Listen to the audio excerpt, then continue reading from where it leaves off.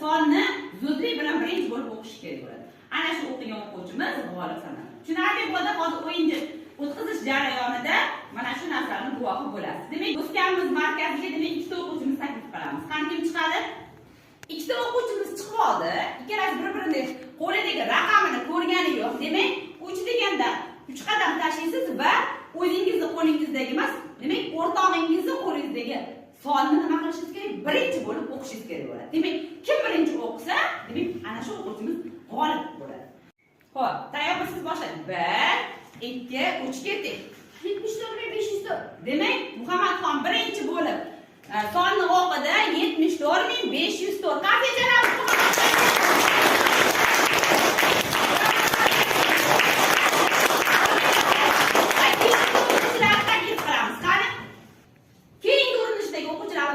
Tayyormisiz? Boshladik. 1, 2, 3. 29.